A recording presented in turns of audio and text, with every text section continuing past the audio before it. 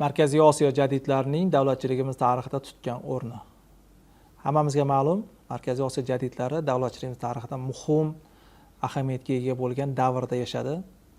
Allomalarimiz 19-asr oxiri, 20-asr boshlarida o'z harakatlari bilan butun xalqimizni ma'rifatini oshirish, jamiyatni isloh qilish, milliy o'zlikni mustahkamlashga e'tiborni asosiyan qaratdi. Ular tomonidan milliy davlat barpo etish yo'lida muhim g'oyalar, amaliy qadamlar, takliflar berildi. Bu o'zimiz tarixdan hammamiz o'qib o'rganganmiz bu masalalarni.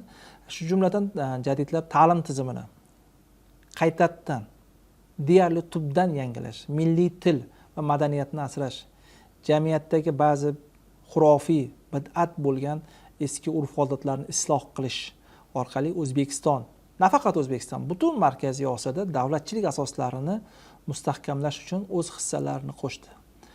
Ular tomonidan yangi zamonaviy maktablar, ya'ni yangi usul maktablarni tashkil etish orqali yosh avlodni yanada ilmli qilish, o'zaro vatanparvarlik tuyg'usini oshirib, shu ruhda tarbiyalashga harakat qildilar.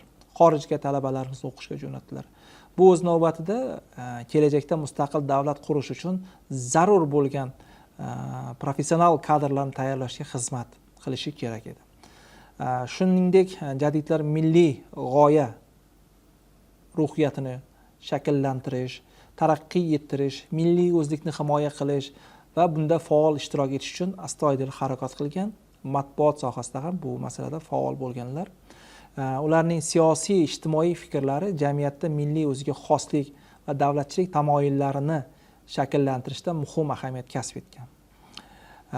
Ular milliy davlatni barpo etish orqali xalqning erkinligi va farovonligini ta'minlashga intilishdi. Bu jihatlardan jadidlarimiz ko'zlagan asosiy masala milliy davlatchilikning asosini qo'yish, ya'ni milliy davlatchiligimizning o'sha davrdagi bosqichdagi yangi asosini qo'yish. Sababi barchangizga ma'lum, biz o'sha vaqtda mustamlaka davrida edik, keyin mustabid tuzum bizni boshqarayotgandi. Shu sababli ham milliy davlatchilikning yangi asosini qo'yish, milliy mafkurani shakllantirish, ta'lim-tarbiyada ham o'zimizning milliy qadriyatlarni saqlab qolishlik uchun ular astoydil harakat qilishdi va ularning merosi O'zbekistonning bugungi mustaqilligi va taraqqiyoti uchun mustahkam poydevor bo'lib xizmat qilayotganligi sababli ham jadidlar merosini, bobolarimiz qoldirgan merosni, ularning vatan yo'lida, davlatchiligimiz yo'lida jonlarini qurbon qilganliklarini biz doim ehtirom bilan eslashimiz hamda qadrlashimiz, ularning qoldirgan g'oyalarini esa bugungi kunda ham biz yanada taraqqiy ettirgan holda